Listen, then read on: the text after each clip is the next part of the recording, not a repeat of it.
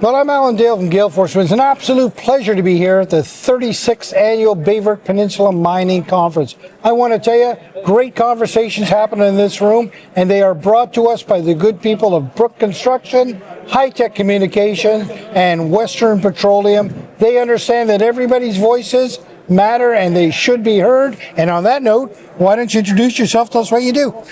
My name is Geoff Prouse from Baie, Newfoundland, and I'm a purchaser, bottle washer, you name it, drone pilot, wedding photographer, and avid tourist enthusiast, and so forth. I do it all. Geoff, you're proud of your community. Very much so. Talk to me about the importance of Baie Verte to Newfoundland and Labrador.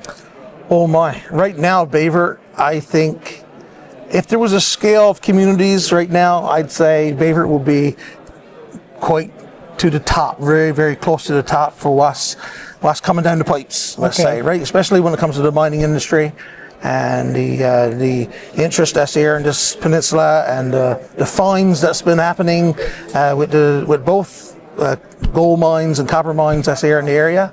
And but with that, now there's a lot of spin-off companies, a lot of spin-off jobs, a lot of spin-off business that actually comes from those two that generate so much activity.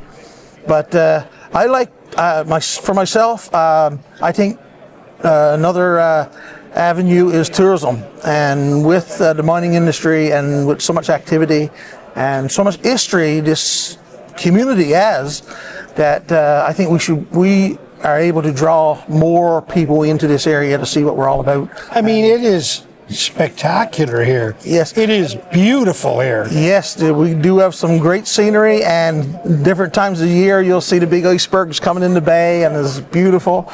And one of the avenues that I took over the last few years, is that I developed a Facebook group called Ride the Rock Adventures, and I'm promoting trails and tourism in Newfoundland in general, and in different groups, let's say the different snowmobile and ATV groups across the island.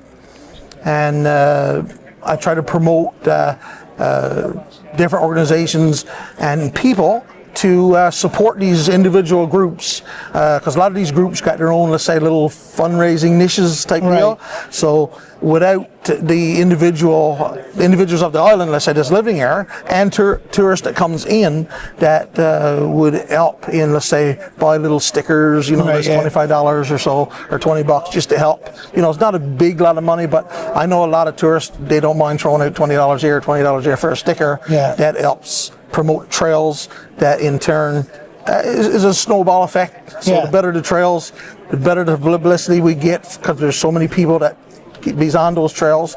And with Ride the Rock Adventures, basically it started off in the beginning about 6 years ago. And I didn't have a clue about trails, where to go, what to do. We bought our first side-by-side, and I mentioned to the wife, I said, there's no trails there, not that I know of, type deal. And so I developed this Facebook group called Ride the Rock Adventures. Now it's become a sort of a database of trail systems.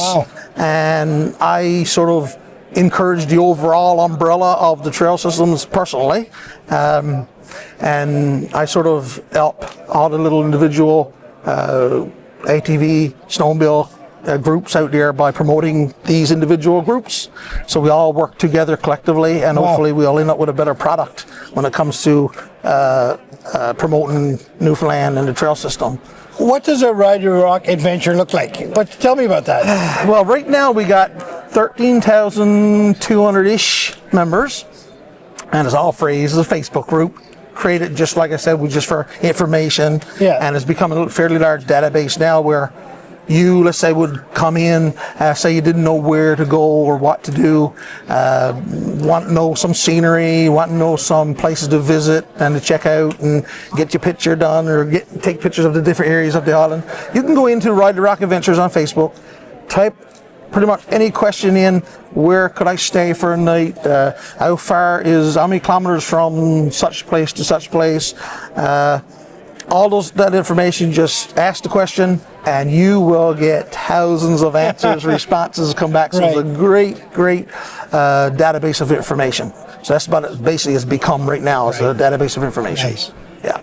Now, go back to the mining sector for a second. Now, you're from this area, Yes. passionate about this area. You see the opportunity on the horizon. How's that make you feel?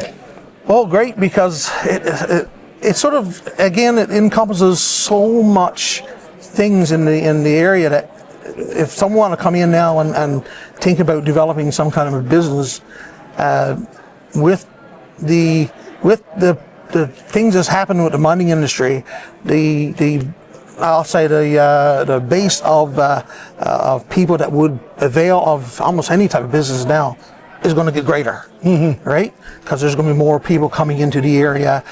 So much excitement is going to be generated, and with excitement comes opportunity, and with opportunity people get, hey, listen, I can invest in this, invest in that, and Yeah. You're one of those guys that you can sort of do anything, right? And you're passionate about everything. I know that a lot of what we're doing here today is shooting a conversation like this and then uploading it as quick as we can to get it out to a broader audience, to tell the story of Baie Verte. That couldn't have happened without you today. No. Because you brought your Starlink system and allowed us to use your Starlink system and get all this stuff up as quick as we can. Thanks very much. It's been an absolute pleasure. Thank you.